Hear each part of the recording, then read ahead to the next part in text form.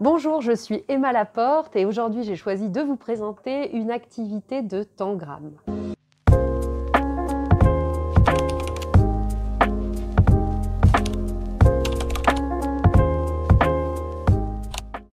Ce qui est intéressant avec les tangrammes, c'est vraiment qu'on va pouvoir travailler sur de la motricité fine et en fait de l'association entre le dessin et les formes que nous avons ici.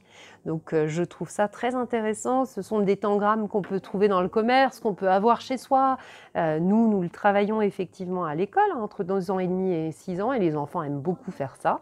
Mais c'est des activités qui sont facilement qu'on a facilement à la maison parce que ça fait partie des jeux qu'on va pouvoir proposer à des enfants de ces âges-là.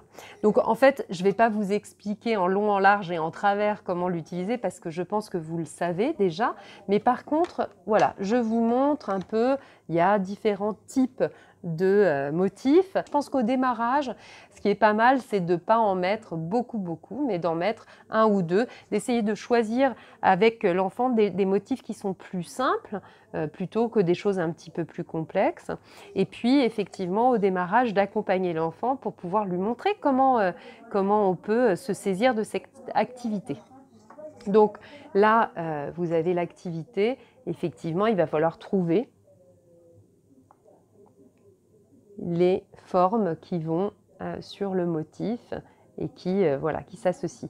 Encore une fois, là, je vous parle, mais quand on fait l'activité avec un enfant, évitez de parler pour pouvoir vraiment se concentrer sur l'activité. Je ne vais pas la faire en entier parce que je pense que vous avez compris le principe.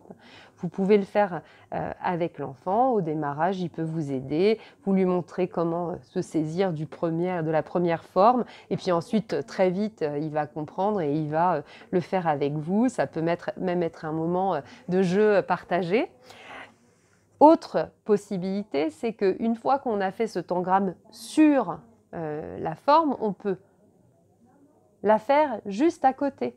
Ça demande encore un autre niveau d'abstraction puisqu'on va se défaire de juste se mettre dessus, mais se mettre à côté pour créer la même forme.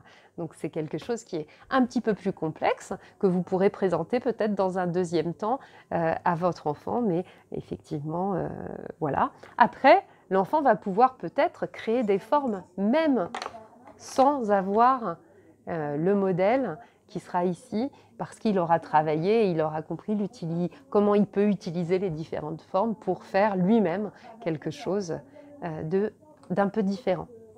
Voilà, j'espère que cette activité vous a plu et on se retrouve bientôt pour de nouvelles vidéos. À bientôt!